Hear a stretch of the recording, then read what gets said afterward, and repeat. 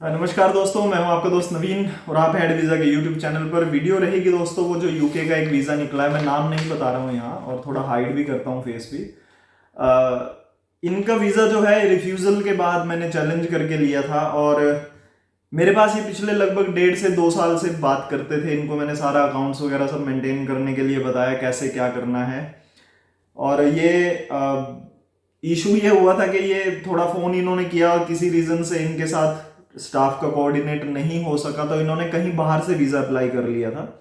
और जब बाहर से वीज़ा अप्लाई किया इन्होंने तो फिर इनका वीज़ा जो था वो रिफ्यूज़ हो गया था।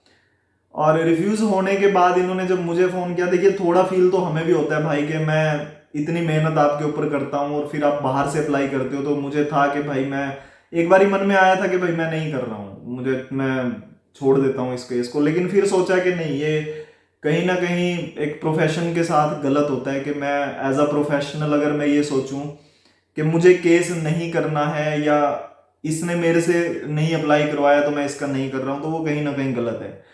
गुस्सा एक अलग चीज होती है, वो फील होना होता है, उसको गुस्सा नहीं बोलूंगा, वो फील होना होता है कि फील होता है कि भाई जब एक एक चीज मैं आपको बता रहा हूँ, आप मेरे से पूछते हैं, मुझे स्टेटमेंट दिखाते हो कैसे मेंटेन हो रहा है कैसे नहीं, एक एक चीज आपको बताई गई और इतने टाइम से आप फॉलो करके मुझसे मिल के गए हैं पर्सनली, और फिर बाहर से जब अप्लाई हो जाता है तो ये चीज बहुत फील होती है हम लोगों को कि भाई मेहनत हम बहुत करते हैं केस बनाने में।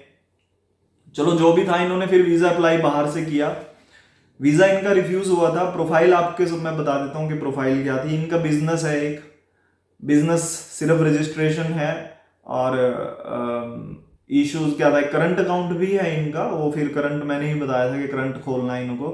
करंट से सेविंग में भी पैसा ट्रांसफर होता था लेकिन उतना नहीं था, तो वहां पर कई जगह पे हम लोग थोड़े से कमजोर थे क्योंकि इसने मुझसे नहीं पूछा था, पहले ही फाइल कहीं से लगवा दी थी क्योंकि मैं थोड़ा वेट करवा रहा था कि वेट करेंगे अभी नहीं लगाएंगे।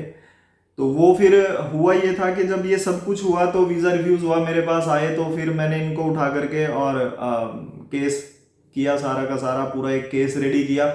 केस रेडी करने के बाद फिर इनकी फाइल जो केस की थी वो भेजी आगे यूके वीआई को, और पैप होने के बाद फिर इनका वीज़ा जो था वो ओवरटर्न हुआ। ओवरटर्न के बाद 3 महीने के बाद इनकी पासपोर्ट रिक्वेस्ट आई थी।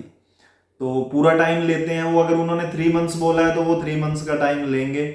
केस को रिकंसीडर पे भी, मतलब दोबारा रिफ्यूज भी कर सकते हैं रिकंसीडर के बाद, और वो वीज़ा भी दे सकते हैं। तो इनके केस में वो वीज़ा इन्होंने इशू कर दिया था।